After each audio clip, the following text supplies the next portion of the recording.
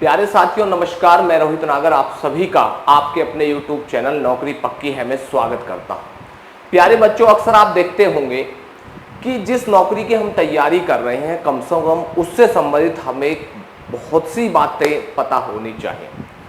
और जिस एग्ज़ाम को हम दे रहे हैं वो पुलिस से संबंधित एग्ज़ाम है, दिल्ली पुलिस से संबंधित एग्ज़ाम है, तो हमें पुलिस से संबंधित, रक्षा से संबंधित, आंतरिक सुरक्षा और बाह्य सुरक्षाएं क्या होती हैं, कौन इनका प्रशासक होता है, क्या क्या ये रैंक होती हैं, तो ये तमाम बातें हमको पता होनी चाहिए।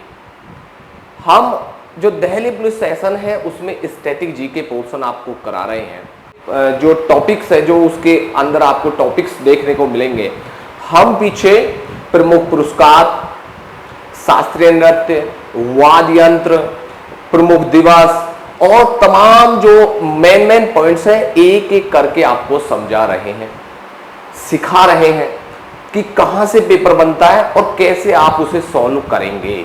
तो आपका जो लगभग सिलेबस है वो स्टैटिक जीके का हम स्टेप बाय स्टेप, जहां लगभग 10 से 12 प्रश्न रहेंगे, तो हम एक एक टॉपिक लेंगे और एक एक टॉपिक लेकर एक एक प्रश्न को आपके समझाते हुए चल रहे हैं। जिन्होंने वो वीडियो नहीं देखी है वो हमारे YouTube चैनल पर जाकर उन वीडियो को भी देखकर वहां से भी अच्छी तरीके से उसे तैयार कर सकता है, पहली बात। दूसरी, मैं आपको एक बात स्पष्ट कर दूं कि छोटे भाई, यह केवल जो अब हम क्लासेस ले रहे हैं वो दिल्ली पुलिस ओरिएंटेड ले रहे हैं, बाकी इसमें और कोई सिलेबस हम नहीं घुसाएंगे। जैसे और लोग करते हैं कि हिंदी भी, इंग्लिश भी, एडवांस मैथ भी, सब कुछ एक में नहीं।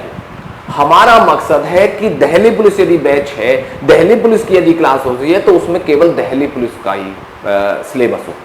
उससे क्या होता है, बच्चा भी परेशान नहीं होता, ओवरलोड नहीं होता। मानते हैं कि सेम टू सेम लगभग सिलेबस होते होंगे, है तो नहीं, और नहीं है तो हमें टू द पॉइंट पे पढ़ना है। कंपटीशन बहुत ज्यादा है तो हमें और चीजों में ना उलझते हुए बिल्कुल अपने जो सिलेबस है उस पर टारगेट रहना है। तो आज का जो हमारा अध्ययन है उस अध्ययन में हम बात करेंगे क्लास में रक्षा, क्योंकि पुलिस का काम भी सुरक्षा देना है।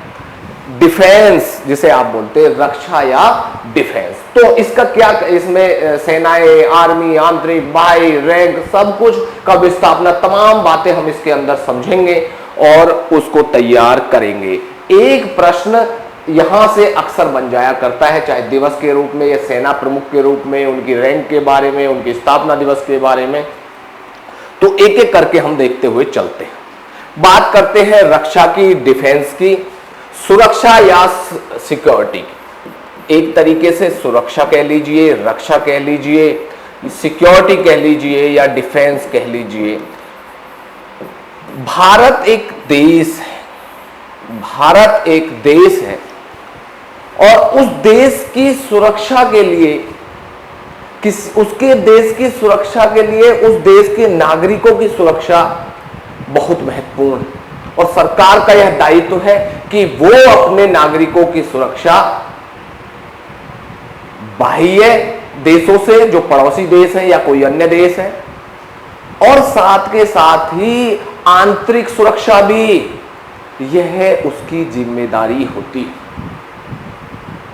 कोई पड़ोसी देश आक्रमण ना कर दे, या जो हमारा जो राज्य है वो राज्य आपस में कोई वाद विवाद ना हो जाए, कोई आंतरिक छुटपुट घटनाएं ना हो जाए, पत्थरबाजी, तमाम तरीके की सुरक्षा के पहलू। और इन सभी पहलुओं को देखते हुए, चाहे वो थल सेना के रूप में हो, जो हमारी थल को, जो हमारी बाह्य सीमाएं उनकी सुरक्षा से संबंधित हो, जरूरत पड़ने पर आर्मी को हम आंतरिक सुरक्षा में प्रयोग करते हैं, या हमारे नौसेना की हो, या हमारी जल सेना वाली हो, नेवी हो, तो ये सभी जो भी माध्यम है वो सभी रक्षा से संबंधित हैं। तो बात करेंगे रक्षा और डिफेंस, जो ये चैप्टर आज हम आपको करा रहे हैं, यह बहुत ही महत्वपूर्ण है और आपके लिए विशेष महत्वपूर्ण इसलिए क्योंकि आप दिल्ली पुलिस का हिस्सा होने जा रहे हैं। तो आपको इनकी नॉलेज भी होनी चाहिए, इनके तरीकों को भी से भी अभ्यस्त होना चाहिए। और अब इस समय जो आपके लिए सबसे महत्वपूर्ण है कि हमारे सिलेबस में, हमारे पेपर में एक प्रश्न यहां से बन जाता है, तो एज ए स्टूडेंट भी यह हमारे लिए बहुत महत्वपूर्ण हो जाता है। जो ये रक्षा है, ये देश की रक्षा के लिए बाह्य और आंतरिक दोनों रूप से बड़ी ही महत्वपूर्ण है।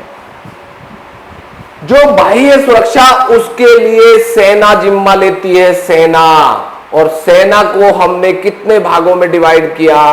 3 भागों में, थल सेना, वायु सेना और नौसेना, जिसे आप जल सेना भी कह सकते हैं।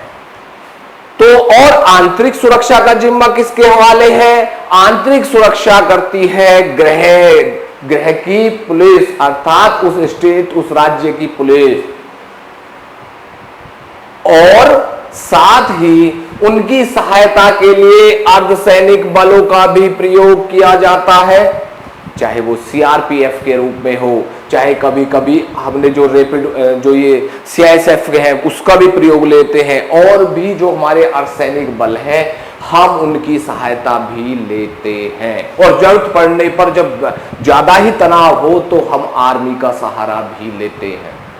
और इन सब को लीड करते हैं गृह मंत्री, राज्य स्तर पर गृह मंत्री।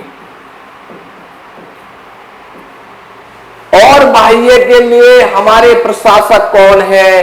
वो है रक्षा मंत्री। कौन है बाह्य वाले?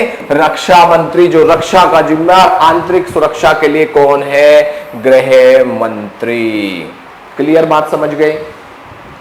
आंतरिक सुरक्षा, बाह्य सुरक्षा।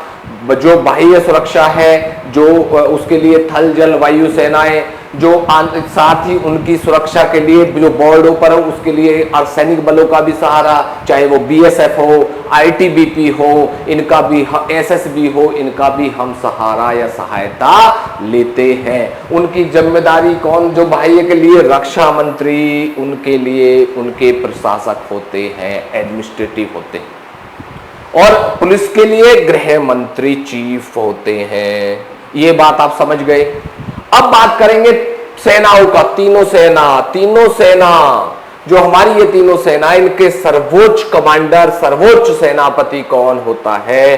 वो होते हैं भारत के महामहिम राष्ट्रपति। ये प्रश्न कई बार बना है कि भारत के महामहिम राष्ट्रपति, सर्वोच्च सेनापति, तीनों सेनाओं के सर्वोच्च सेनापति कौन है? वहां पर गृह मंत्री देगा, वहां पर रक्षा मंत्री देगा, वहां पर उपराष्ट्रपति देगा और वहां पर राष्ट्रपति भी देगा। तो आपका आंसर होगा, कई बार प्रश्न बना है एसएससी के पेपर में, तो अक्सर प्रश्न बनता है, चाहे वो सीजीएल का हो, सीपीएफ का हो, सीएचएसएल हो, एमटीएस हो, दिल्ली पुलिस वाले एग्जाम हो, उन सभी में कहीं ना कहीं आपको यह प्रश्न मिल जाएगा कि तीनों सेनाओं का सर्वोच्च सेनापति कौन है? महामहिम राष्ट्रपति जी। अगला, जो रक्षा मंत्री होते हैं वो इन तीनों सेनाओं के प्रशासक होते हैं, एडमिनिस्ट्रेटिव होते हैं। सर्वोच्च सेनापति तो कौन है? सुप्रीम पावर कौन है? वो है महामहिम राष्ट्रपति जी। और प्रशासक, एडमिनिस्ट्रेटिव, सब कुछ किसके हाथ होता है? रक्षा मंत्री। क्लियर? अब जो तीनों सेनाओं हैं उनको हम एक एक करके देखेंगे। पहले पर है थल सेना, जिसे आप आर्मी कहते हैं। पहला नंबर किसका? आर्मी, थल सेना। दूसरे नंबर पर कौन? ये क्रम नहीं है, ये एक बात बताने के लिए हम बता रहे कि भाई नहीं ये बड़ा है, वो छोटा है, वो छोटा है, वो बड़ा, छोटा छोटा कुछ नहीं, सब मिलजुल कर एक यूनिटी है। और उसका जिम्मा यह कि वो भारत को सिक्योर रखे, भारत की सुरक्षा सुनिश्चित करें। दूसरा नंबर कौन? वायु सेना, एयर फोर्स, जिसे आप एयरफोर्स कहते हैं। और नंबर 3 नौसेना, जिसे आप नेवी भी कहते हैं। तो आर्मी, एयरफोर्स और नेवी, ये हमारी तीनों सेनाएं हैं। उसके सुप्रीम कमांडर कौन है? महामहिम राष्ट्रपति। प्रशासन किसके हाथ है? वो है रक्षा मंत्री। अब एक एक करके हम इनको समझेंगे। तो बात करते हैं पहला पॉइंट थल सेना के बारे में। पहला कौन? थल सेना। हमें इनके बारे में पता होना चाहिए। प्रश्न पूछता है थल सेना प्रमुख कौन होता है, तो चीफ कौन होता है थल सेना का? जनरल। उस रैंक को क्या बोलते हैं? जनरल। जो सर्वोच्च थल सेना का जो हेड ऑफ द चीफ होगा, जो सुप्रीम पावर होगा, वो होंगे जनरल। और इसे क्या कहते हैं? Chief of the army staff. इन्हें क्या कहते हैं? Chief of the army staff भी कहा जाता है। और इनकी गाड़ी जो होती है, वो जो गाड़ी वाला मामला आप देखेंगे, chief of the staff general जो होते हैं, उनके रैंक 3 स्टार 3 स्टार होते हैं। उनकी गाड़ी पर कितने स्टार? 3 स्टार। अगला दिवस कितना? दिवस कितना? 15 जनवरी। दिवस कितना? 15 जनवरी। तो दिवस हो गया 15 जनवरी को कौन सा दिवस मनाया जाता है? थल सेना दिवस। तो 15 जनवरी को क्या मनाया जाता है? 15 जनवरी को थल सेना दिवस। अक्सर प्रश्न पूछ लेता है, वो इसमें देगा 12 जनवरी, 13 जनवरी, 14 जनवरी या 15 जनवरी। तो आपका आंसर होगा 15 जनवरी। इसका हेडक्वार्टर कहां है? प्रश्न पूछ लेता है, इसका हेडक्वार्टर कहां है? किसका? थल सेना का हेडक्वार्टर कहां है मेरे दोस्त? वो है नई दिल्ली। और एक प्रश्न और बनता है कि जो जनरल है, जो chief of the army staff है, वो वर्तमान में कौन है? करंट से भी जोड़कर इस प्रश्न को आपसे पूछ सकता है। तो वर्तमान में जनरल कौन है? Chief of the army staff कौन है? वो है जनरल मनोज पांडे। प्रश्न बन जाता है, कई बार बना है कि chief of the army staff वर्तमान में कौन है? वो है जनरल मनोज पांडे। इसको नोट कर लें आप, जनरल मनोज पांडे। अगला, ये थल सेना ये होती है, ये अपने इनकी सहायता रूप में कितने कमांड बने हुए होते हैं? कितने कमांड बने हुए होते हैं? वो है 7 भाग। उसके कितने भाग हैं? इसके जो पार्ट है वो कितने हैं थल सेना के? वो है 7 कमांड बोलते हैं उन्हें। वो कितने हैं? नंबर ऑफ कमांड कितनी है? 7। थल सेना की कितनी है? 7। एक बार फिर देखें, थल सेना जिसे आप आर्मी कहते हैं, उसका जो सर्वोच्च top of the most rank अधिकारी होता है, उसे आप जनरल कहते हैं, जिसे chief of the army staff भी कहते हैं। उसका दिवस कौन सा होता है? 15 जनवरी। हेडक्वार्टर कहां होता है? नई दिल्ली। और कमांड कितनी? भाग पार्ट कितने? 7। और वर्तमान में कितने? वर्तमान में कौन? तो वर्तमान में इसके चीफ ऑफ जनरल कौन है? Chief of the army staff कौन है? वो है जनरल मनोज पांडे। क्लियर? अगला पॉइंट, वायुसेना, जिसे आप एयर फोर्स भी कहते हैं। क्या कहते हैं? Air force. एयरफोर्स देखे ना, एयरफोर्स के कैसे गोले दागते हैं, कमाल। तो एयरफोर्स आपने 15-26 जनवरी पे भी देखा होगा उनका कमाल। तो एयरफोर्स, वायुसेना, एयरफोर्स, इसका चीफ कौन होता है? Air chief marshal. कौन होता है? Air chief marshal. तो यहां एयर चीफ मार्शल वायुसेना का सर्वोच्च सेना, जो top of the most rank अधिकारी है, उसे एयर चीफ मार्शल आप कहते हैं। वर्तमान में कौन है? वर्तमान में कौन है? नोट कर लो, वर्तमान में है पंकज मोहन सिंह। वर्तमान में कौन है? पंकज मोहन सिंह वायुसेना प्रमुख हैं। कौन? पंकज मोहन सिंह वर्तमान में वायुसेना के चीफ हैं। इसका हेडक्वार्टर कहां है? प्रश्न बनता है, इसका हेडक्वार्टर कहां है? इसका हेडक्वार्टर है मेरे दोस्त नई दिल्ली। इसका हेडक्वार्टर कहां है? नई दिल्ली। अगला, इसमें कितने कमांडो में विभाजित है? लगभग नहीं, पूरे 7। थल सेना कितना? 7। वायुसेना कितना? 7। यह बात हमें पता होनी चाहिए। इसका दिवस पूछता है, प्रश्न आ जाता है भाई, जो ये वायुसेना, इसका दिवस क्या है? 1 अक्टूबर, 5 अक्टूबर, 8 अक्टूबर या 12 अक्टूबर, तो आपका आंसर बनेगा मेरे दोस्त 8 अक्टूबर। कोई दिक्कत? नेक्स्ट प्रश्न बनता है एयरफोर्स अकेडमी।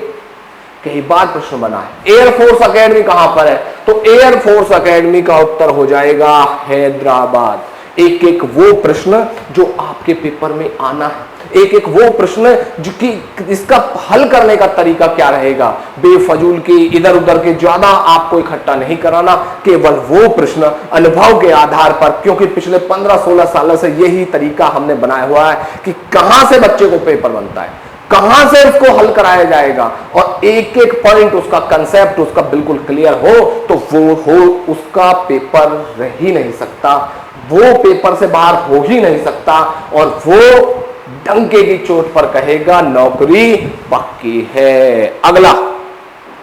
अगला मेरा दोस्त जल सेना। अगला पॉइंट कौन सा है? जल सेना, जिसे आप नौसेना भी या नेवी भी कहते हैं। इसी जल सेना को आप नौसेना भी कहते हैं, नेवी भी कहते हैं, और इनके चीफ कौन होते हैं? सर्वोच्च रैंक अधिकारी कौन है? एडमिरल। कौन है? एडमिरल। और इसके चीफ को क्या कहते हैं? Chief of the naval staff. Chief of the naval staff navy के चीफ होते हैं, जल सेना के अध्यक्ष होते हैं, नौसेना अध्यक्ष को एडमिरल या chief of the naval staff कहा जाता है। इसका हेडक्वार्टर कहां है? हेडक्वार्टर है मेरे दोस्त नई दिल्ली। हेडक्वार्टर, तीनों के हेडक्वार्टर कहां है? नई दिल्ली। तीनों के चीफ कौन है? महामहिम राष्ट्रपति। प्रशासक एडमिनिस्ट्रेटिव कौन है? वो है रक्षा मंत्री, डिफेंस मिनिस्टर। और हमारे डिफेंस मिनिस्टर कौन है? श्री राजनाथ सिंह जी। कौन है? श्री राजनाथ सिंह जी। अगला दिवस। दिवस कौन सा है? दिवस है 4 दिसंबर। दिवस क्या है? 4 दिसंबर। दिवस क्या?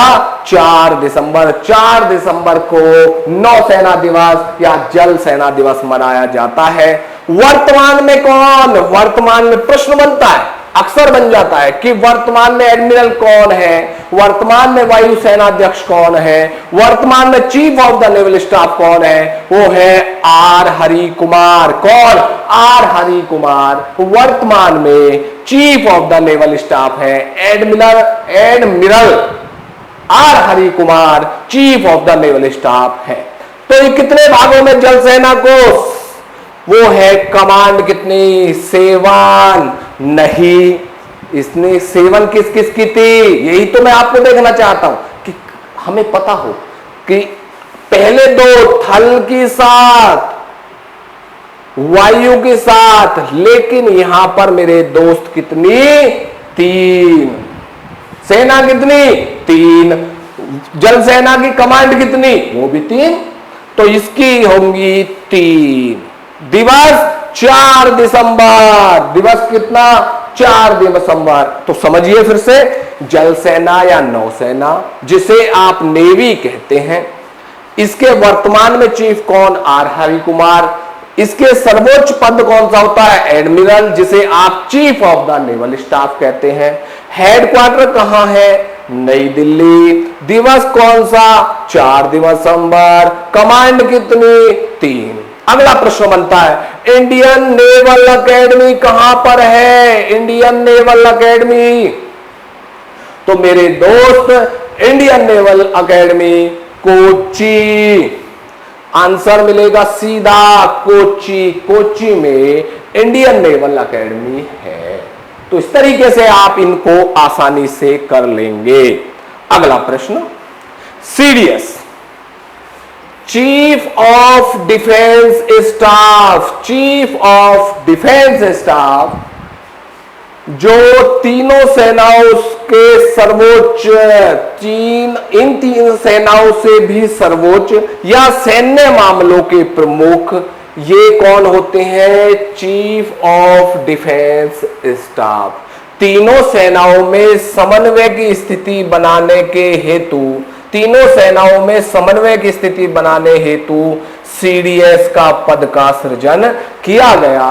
सीडीएस जो है, सी से चीफ, ऑफ, डी से डिफेंस और एस से स्टाफ। तो ये क्या बना, चीफ ऑफ डिफेंस स्टाफ। इसको क्या, कितने स्टार वाला होता है अधिकारी, 4 स्टार। कितने स्टार इनकी गाड़ी पर, कितने स्टार, 4 स्टार जनरल रैंक का अधिकारी यह व्यक्ति होता है। इसका प्रमुख होता है सैन्य मामलों के विभाग का प्रमुख होता है। सैन्य मामलों से संबंधित जो बातें, जो मुद्दे, जो और भी तरीके होते हैं, वो बड़े बड़े पॉइंट्स हैं, उन मामलों के प्रमुख भी कौन होते हैं, यही सीडीएस होते हैं। फर्स्ट सीडीएस कौन, जनरल विपिन रावत। बहुत ही शानदार व्यक्ति रहे हैं जनरल विपिन रावत। वर्तमान में उन नहीं है, और वो हो क्या, उनका जो चॉपर था वो क्रैश हो गया। जनरल विपिन रावत जो फर्स्ट सीडीएस थे, उनका निधन हो गया। पूरा देश शोक में रहा, आपने देखा भी हो।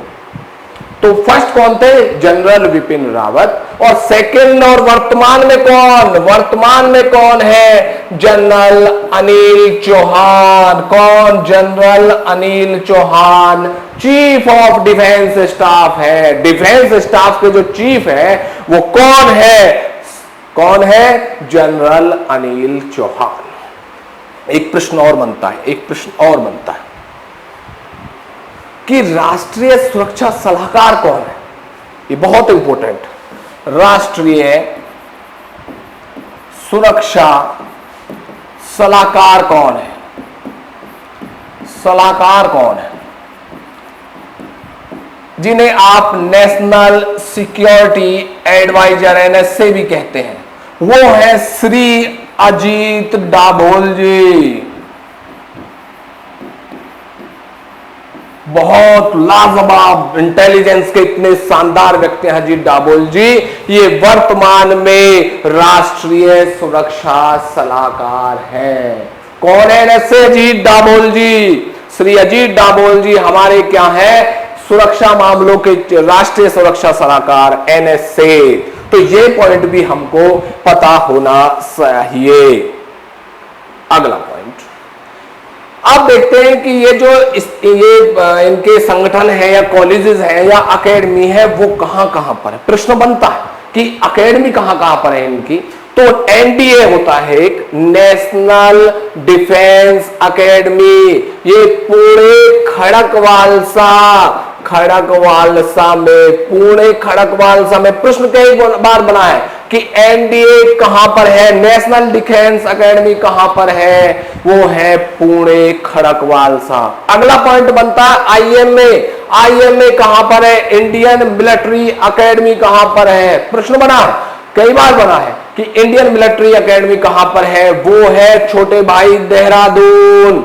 आईएमए कहां पर है, देहरादून। अगला प्रश्न बनता है नेशनल डिफेंस कॉलेज कहां पर है। नेशनल डिफेंस कॉलेज वो है नई दिल्ली। कई बार इस पर भी प्रश्न बना है, नेशनल डिफेंस कॉलेज कहां पर है, वो है नई Delhi. Defence service staff college, defence service staff college कहां पर है, वो है विलिंगटन।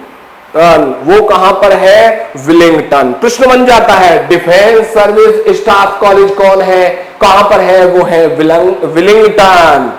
क्लियर। तो फिर से एक बार, एनडीए है पुणे, आईएमए है देहरादून, नेशनल डिफेंस कॉलेज है नई Delhi, defence service staff college कहां पर है मेरे दोस्त, विलिंगटन। क्लियर। नेक्स्ट पॉइंट, अब बात करते हैं आंतरिक सुरक्षा की। भाई वो तो बाह्य सुरक्षा हो गई, मान लो आंतरिक सुरक्षा की जिम्मेदारी राज्यों की होती है। राज्य की तो है ही है, लेकिन पूरे भारत के लिए ये तो राज्य हो गए, छोटे भारत में राज्य हो गए, और इनका जो पूरा जिम्मा जो आंतरिक का होता है, उसके चीफ कौन होते हैं, वो होते हैं गृह मंत्री। जो सुपरविजन ऑफिसर पूरा इंडिया का सुपरवाइज करेंगे, वो है गृह मंत्री। राज्य का अपना गृह मंत्री होगा, वो राज्य स्तर पर देखेगा, लेकिन पूरे भारत को जो देखेंगे वो होंगे गृह मंत्री।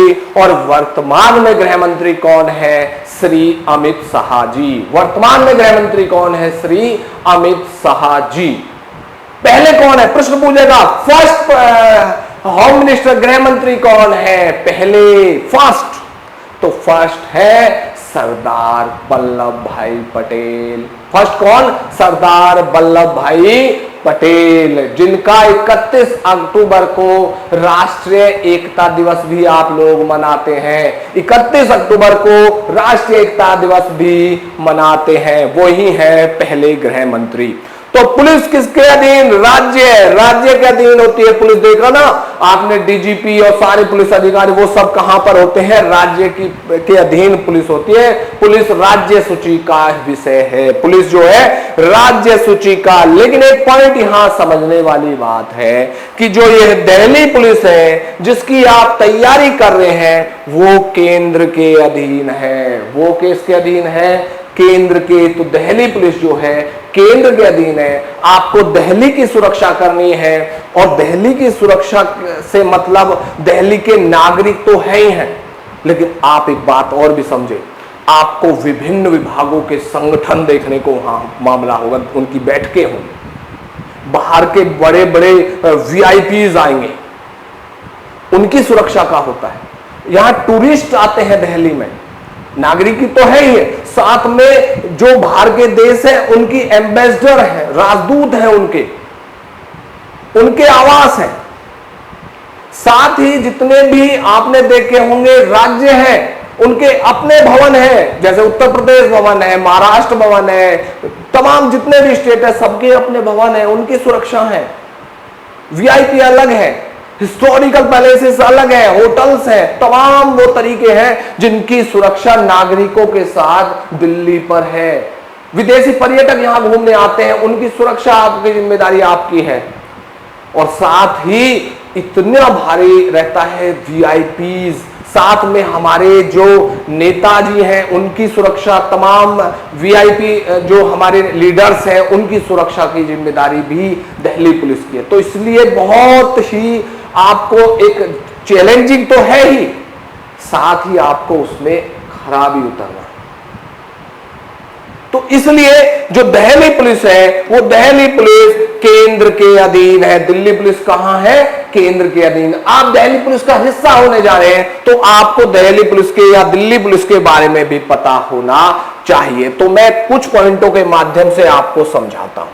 जो ये दिल्ली पुलिस है इसकी स्थापना 16 फरवरी 1948 को हुई।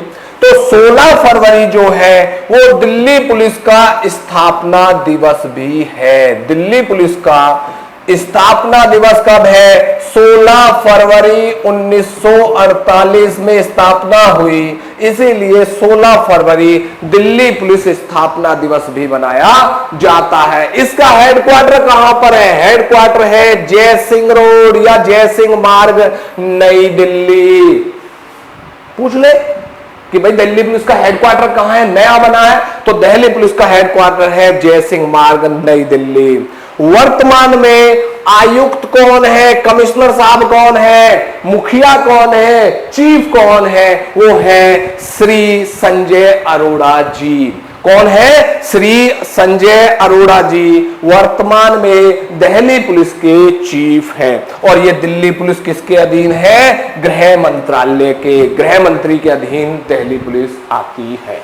तो ये पॉइंट हमें पता होने चाहिए। अगला पॉइंट, अब ये हम जिस रैंक पर जा रहे हैं, जिस विभाग में जा रहे हैं, उसकी रैंक हमें पता होनी चाहिए। तो एक एक करके मैं ऊपर से आपको ऊपरी क्रम से बताता हुआ चलूंगा। सबसे ऊपर होते हैं कमिश्नर ऑफ पुलिस, आयुक्त जिन्हें आप कहते हैं, मुखिया जिन्हें कहा जाता है।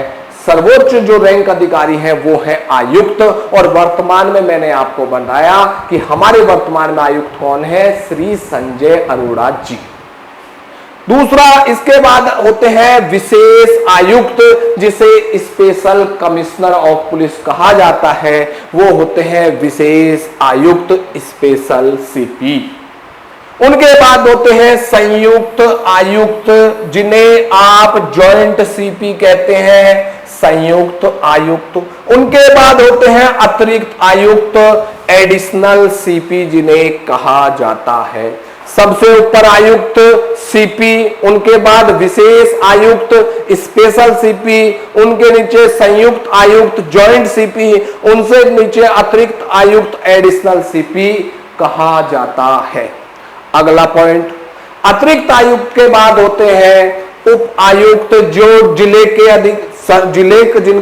का वो डिस्ट्रिक्ट के चीफ होते हैं, वो है डीसीपी, जिन्हें उप आयुक्त आप कहते हैं।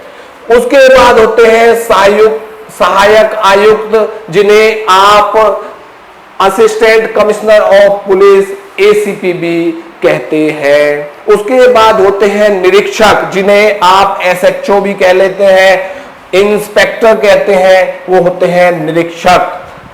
तो ये जो निरीक्षक होते हैं, ये जो स्टेशन, पुलिस स्टेशन जैसे कहते हैं, पुलिस थाना, उसके अध्यक्ष है पुलिस थाना अध्यक्ष, ये सब डिवीजन के अध्यक्ष, और वो एक जिले के अध्यक्ष कह लीजिए, जिले के कप्तान कह लीजिए, इस तरीके से होते हैं। ये कमिश्नरेट है, ये कमिश्नरेट है।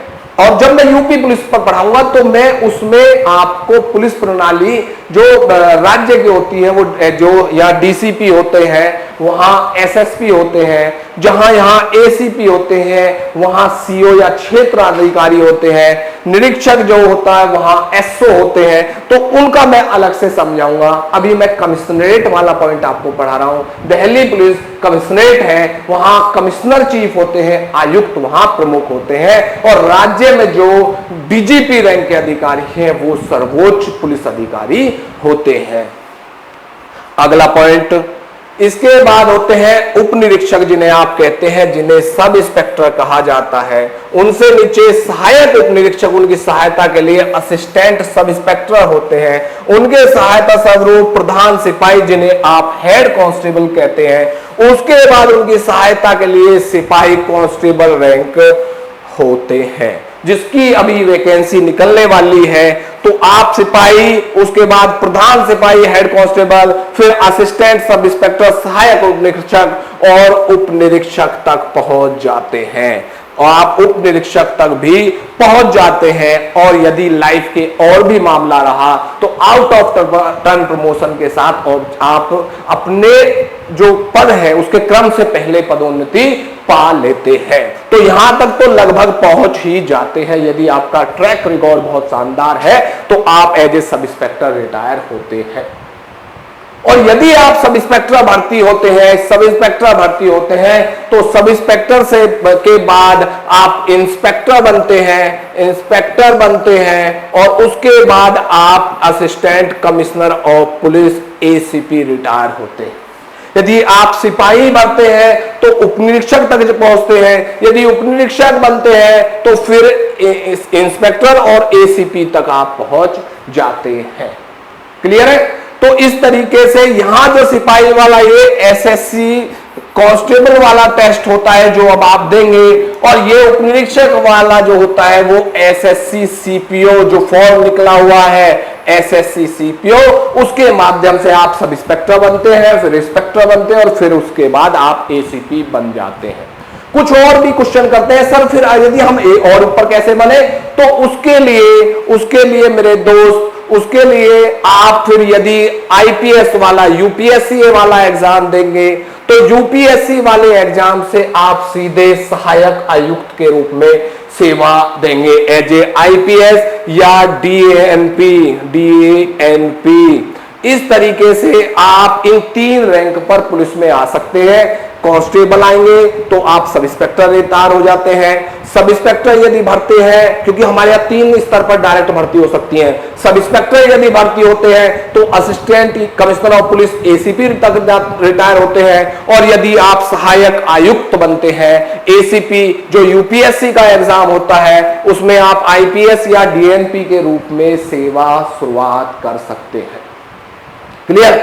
अगला पॉइंट, अब हमारे जो अर्धसैनिक बल है उनकी स्थापना कब हुई? जैसे पहला आप देखिए, ये आंतरिक सुरक्षा के लिए भी बहुत महत्वपूर्ण है।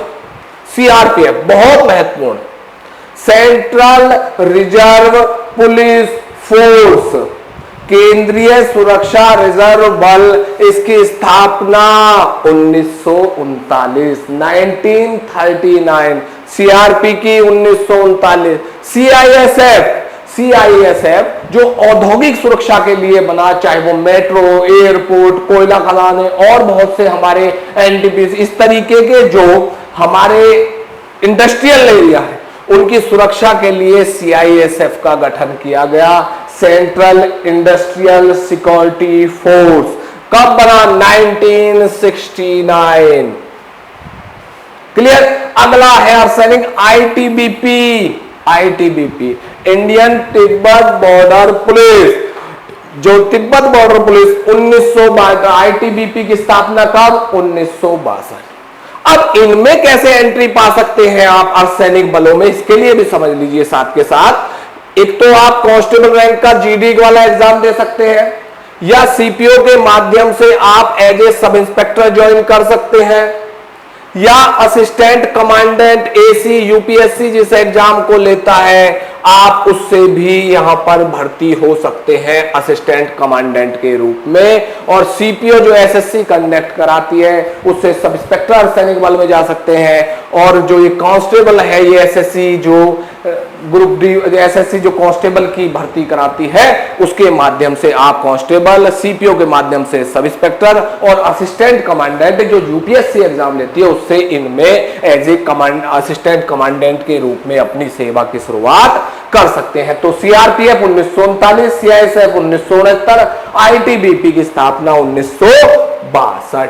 अगला पॉइंट, बीएसएफ की स्थापना कब हुई? बीएसएफ की स्थापना हुई बॉर्डर सिक्योरिटी फोर्स, ये कब हुई? बॉर्डर सुरक्षा बल, ये 1965। NCC 1948, NSG 1984, NSG 1984, SSB 1963। कई बार पूछ रहा था नेशनल सिक्योरिटी ग्रुप एनएसजी की स्थापना पूछ लेगा 1984। एनएसजी कमांडो देखे ना आपने कितने जबरदस्त, वही NSG 1984। NIA national investigation agency, आतंकियों की जो कमर तोड़ती है वही है एनआईए, जबरदस्त मामला। तो एनआईए कौन? 2008 में इसकी स्थापना हुई, 31 दिसंबर 2008 को इसकी स्थापना हो गई। और ये एनआईए जो आतंकियों के लिए काल बनी हुई है, यह एनआईए जो काम पहले सीबीआई देखती थी अब एनआईए देखती है। बाहर से फंडिंग, आतंकियों का जो भी सब मसला, वो सब काम कौन कर रहा है? एनआईए। उस सब को देखने का काम कौन? एनआईए। वही CBI central bureau of investigation. कई बार प्रश्न पूछ लेता है, या तो इसकी फुल फॉर्म पूछ लेता है या इसकी स्थापना पूछ लेता है किस साल हुई, तो वो है सीबीआई 1963।